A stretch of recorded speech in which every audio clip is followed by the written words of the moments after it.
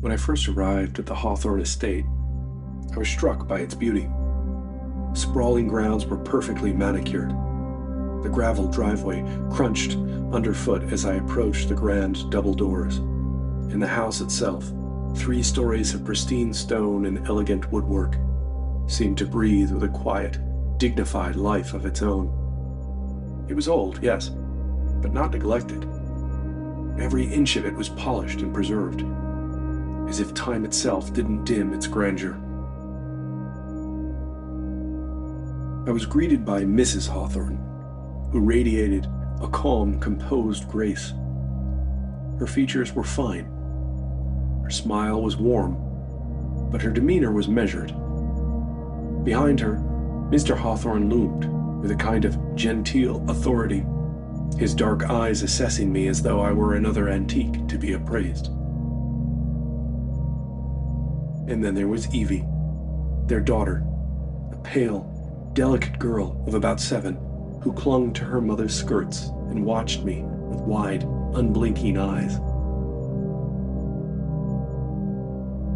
"Welcome to Hawthorne Manor," Mrs. Hawthorne said. Her voice was as polished as the oak banisters. "We're so pleased you could join us. Evie has been lonesome for a new playmate since our last nanny moved on." The first few days passed uneventfully. My living space, though modest, was far more comfortable than I had expected. Evie was a quiet, well-mannered child, though she had an unnerving habit of staring at me for long stretches without saying a word. The Hawthorns, polite to a fault, treated me with cordiality, but kept a certain distance, as if maintaining an invisible barrier between employer and employee. It was the family portraits that unsettled me first. They hung in the grand hallway leading to the library, an entire gallery of Hawthorne's past. Stern patriarchs in tailored suits, elegant women draped in lace and pearls, and children as solemn as miniature adults. The first time I noted the similarities, I thought I was imagining it. But as I studied the faces, a cold realization crept over me. The resemblance was uncanny. No, it was more than uncanny, it was impossible. The current Mr. Hawthorne was the mirror image of an ancestor painted nearly 2 centuries ago. Mrs. Hawthorne's serene visage was echoed in a matron from the mid-1800s. Even Evie had her twin in a somber, cherubic girl captured in an oil painting darkened by age. "They do favor their ancestors, don't they?" came a voice from behind me. I jumped, spinning, to find Mrs. Hawthorne watching me with a faint smile. "It's a family trait." Her tone was light, but there was something in her eyes, a flicker of amusement. I fumbled an apology for loitering and hurried to the nursery, but the image of those paintings lingered in my mind like an afterimage burned into my eyes. It was not the last peculiar thing I noticed either. At night, as I lay in bed, I sometimes heard whispers, soft and indistinct, as if carried through the door or vents by a draft. When I mentioned it to the housekeeper, an elderly woman named Mrs. Barrow, she shrugged. "The old place creaks and groans," she said. "It's always been like that." And yet, the whispers seemed too vocal, too human, to be the mere complaints of an aging house. More than once I thought I heard my name among them. Evie, too, began to change. At first, she had seemed merely shy, but now there was a strange sagacity in her eyes, a maturity that belied her years. She would say odd things in her small, sing-song voice. "They like you, you know," she said one afternoon as we played with her dolls. "Who likes me, Evie? Your dolls?" I asked. "The old people." She tilted her head, as if listening to something I couldn't hear. "They say you're the nicest one we've had." "The old people?" I echoed, my skin crawling. "Do you mean your mommy and daddy?" She just giggled and returned her attention to the dolls. I think I gave up fooling myself one night when I awoke to find my room lit in a strange, flickering light. I sat up and saw that the source was the hallway beyond my door, slipping in beneath. Crawling out of bed, I crept to the door and paused. The gallery of portraits was in that hall. I was about to grasp the doorknob and step out to see why the hallway was lit so brightly. I stopped short as voices, crisp and urgent, broke the silence. "She's nearly too old already," one said. I heard a muffled reply, and then the first voice spoke again. "Preposterous. We act within a week or not at all." My foot caused a floorboard to squeak loudly, and the voices cut off abruptly. Like a kid caught eavesdropping on their parents, I scampered back to my bed. I lay with a blanket pulled up to my nose, listening, but I heard nothing else, and eventually slipped off to sleep. By the end of my first month in the house, Mr. Hawthorne's behavior began to shift subtly, but unmistakably. At breakfast one morning, as I buttered my toast, he set down his teacup and regarded me with an intensity that made the fine hairs on the back of my neck rise. "Do you have much family?" he asked casually, though his tone carried an undercurrent I couldn't quite place. "Not particularly," I replied, trying to keep my voice even. "My parents passed away some years ago. I have a cousin or two, but we're not close. I'm really only out here while I wait for my graduate program to start in the spring." "No siblings, then?" he pressed, his dark eyes fixed on mine. "No," I said, my unease growing. "A shame," he murmured, almost to himself. "It must be lonely." For some reason, I felt embarrassed. I felt my face growing hot. After some mumbled agreement, I managed to say that it has been really nice spending time with his family.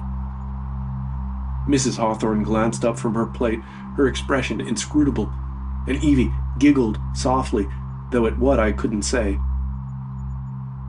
I excused myself as soon as decorum allowed, but the feeling of being watched lingered long after I had retreated to the nursery. Later that evening, as I tucked Evie into bed, I noticed something strange in the corner of her room. A small door, no taller than a bedside table, was set into the wall. A feature I hadn't observed before. Or if I had, I'd just looked past it. It was closed. There was nothing overtly concerning about the door, but I found myself fixating on it, dreading what might be behind. Evie's eyes flicked toward it as I kissed her forehead, and a smile played on her lips. "Good night, miss," she said sweetly. Unable to quell my curiosity, I lingered outside her door after bidding her good night. Moments later, I heard her soft voice drifting through the wood, speaking in a hushed, almost reverent tone. I pressed my ear to the door, straining to make out the words, but they were too faint. It was as though she was holding a conversation. And then, just for an instant, I thought I heard something answer. It was low and husky. I suppose it could have been a chair being dragged, or the house groaning. I decided to look back in on Evie and remind her it was time to sleep. I cracked the door open covertly and peered in. The bed was empty. I pushed my head through the door farther, and my eyes roamed the room in a flash of panic. Then, there she was. Evie knelt in the corner beside the miniature door. Her head was cocked to one side, and she nodded slightly, as if listening. "If I let you out, Daddy will be mad," she whispered. This was too much. I couldn't take it. I called shakily into the room. "Evie, playtime is over. You know it's time for bed." Without turning, almost as if she knew I'd been watching her, she solemnly answered, "Yes, it's time." That night, I locked the door to my room. The following day, the family went to church together, and I was alone in the house for the first time since I'd been hired. From behind the curtain in my room, I watched their black Mercedes nose its way onto the country road at the end of the driveway. As soon as I was confident they weren't coming back for a forgotten wallet or pair of sunglasses, I stepped into the hall and paced to Evie's room. I stood, staring at the little door for a long time, unsure if I really wanted to do this. The terror I felt when I was in this room was only a part of my hesitance. It was flatly wrong to snoop in a place I hadn't been given access to. In the end, I gave in. Before I could lose my nerve, I rushed to the door and pushed aside the hamper I'd been using to block it from sight. I grasped the door handle and gave a firm pull. The paint around the doorframe cracked loudly and I let out a gasp. The door clearly hadn't been opened in a long time. As I swung the door open, the space beyond breathed out a rush of cool air so distinct I could almost hear it. I used the flashlight on my phone to light up the space, but could only see a few feet ahead. As far as I could tell, there was nothing moving in there. No sound of any kind. I ambled in, taking awkward steps as I squatted to fit in the door. Right away, I could see that the room was not empty. The ceiling slanted down, creating a right triangle shape. However, I quickly saw that the space was suited just fine to its purpose. Large, framed canvases, maybe a dozen of them, leaned against the wall. I brushed the cobwebs away from the nearest one to me. Like the others in the hall, this was a brilliantly painted portrait. It was a girl, around my age. She wore a simple gown and a striking necklace with a sapphire gemstone in it. I crab-walked a bit farther into the dark and leaned the next portrait toward my light. Another 20-something. This one looked a lot like me. Her hair was styled just like mine, which surprised me, because her dress made it appear that this was a portrait from the 19th century. I was about to turn away and get out of that room when I noticed something clutched in the girl's hands. Her fingers were folded demurely on her lap, and wrapped around them was the same sapphire necklace. I suddenly felt like I was looking at something I wasn't supposed to see. With dread climbing my throat, I quickly scanned the other portraits. Every one depicted a youngish girl. Every one featured the sapphire necklace. Standing in Evie's room, I stretched my back after hunching in that storage space. I thought about the paintings. How could I ask the Hawthorns about these girls? Or the necklaces, for that matter? Was it just one necklace? Was it an heirloom? Why weren't these portraits displayed with the rest of the Hawthorn tribe out in the hall? I realized that, at least for now, there was no way I could bring it up without admitting, first, that I'd leapt at the earliest opportunity to snoop around their house the moment they'd left me alone. I tried hard to put it out of my mind. These people had been good to me, and I needed the job. But as the month unfolded, I found myself thinking more and more about the girls in those portraits. I'd lay in bed trying to puzzle out why this branch of the family wasn't deemed suitable for display in the hall. Who were they? The other portraits were alarmingly reminiscent of the Hawthorns I worked for. Who were these girls doubles of? Before I knew it, Christmas had arrived. Mr. Hawthorn had asked me more probing questions about my family during an exchange about time off for the holidays. Again, I felt I needed to apologize for my lack of family connections. This was probably not necessary, because he seemed perfectly pleased that I'd remain available through Christmas. On Christmas Eve, I spent much of the day in my room, giving the family time alone together. They generously offered to have me join them for Christmas dinner. As I sat, I noticed that Mrs. Barrow had been invited too. However, she didn't look too pleased to be there. Her face was drawn and tight. I'd never known her to be stressed out about anything. The meal was delicious. A duck recipe that I was not surprised to learn had been in the family for generations. No kidding, I thought, wryly. They're all up there in the hall now, judging your cooking. After the meal, we sat drinking wine and wearing our paper crowns from the Christmas poppers. Evie sidled up to her mother and tugged on her dress. "Now?" she asked. Then, two things happened at once and made me question whether I'd perceived the moment accurately. Mrs. Hawthorne responded, saying something like, "Yes, dearest." And I could swear that Mrs. Barrow let out a little shriek. If she did, I was the only one who noticed. Evie ran from the room and returned a moment later with a small, rectangular box, wrapped ornately and tied with a bow. "This is yours," Evie said seriously, handing it to me. "You mean it's a gift for me?" I asked. As usual, Evie didn't answer a second question. Instead, she just giggled softly and stepped back to lean her head on her mother's lap. "Thank you all so much for this, and for welcoming me into your home at Christmas," I gushed, my cheeks reddening. I tugged at the ribbon, aware that everyone was watching me intently. Mrs. Barrow cleared her throat lightly, and I glanced up. In that instant, there was a nearly imperceptible shake of her head. Was she telling me no? I looked down at the box and studied its shape for the first time since Evie put it into my hands. It was about 8 inches long, slender. In a flash, I knew what was inside the box. The sapphire necklace.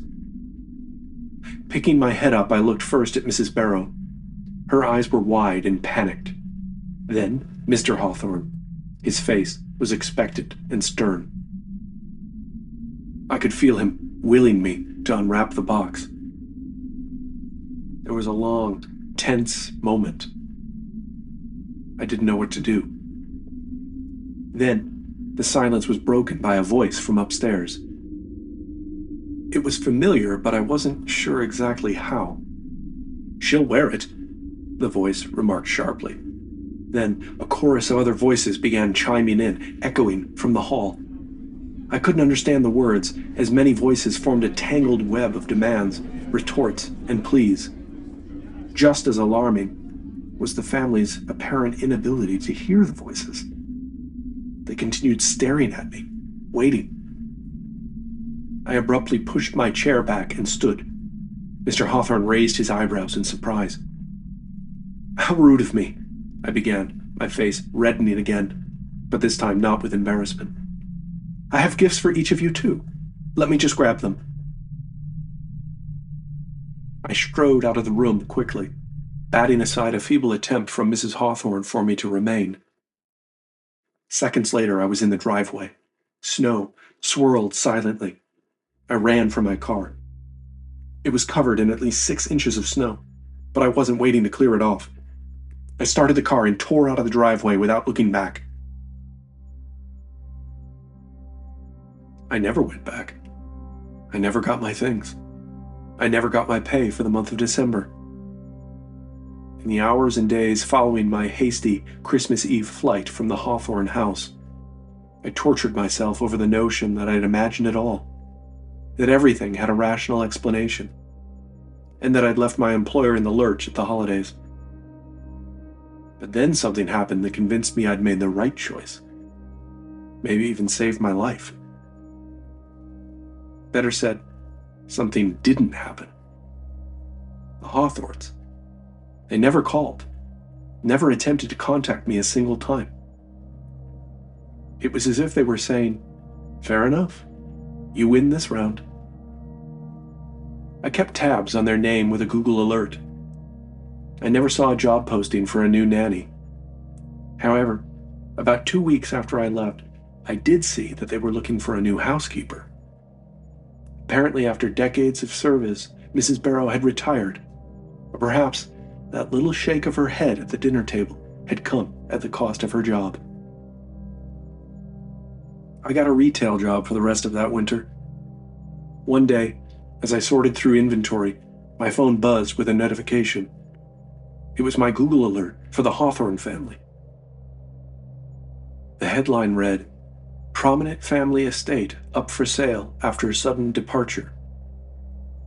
I stared at the screen, my scalp beginning to creep. The article offered no real answers, just speculation about why such a storied family would leave their ancestral home so abruptly. A throwaway mention of a mysterious fire in one of the upper rooms made me suddenly queasy. I clicked away from the article, vowing to delete the alert. Some truths, I realized, are better left buried. For all its beauty and grandeur, the Hawthorne estate had really been a mausoleum of memories, and not my own. I think I had been lucky to escape with nothing more than an unsettling story to tell.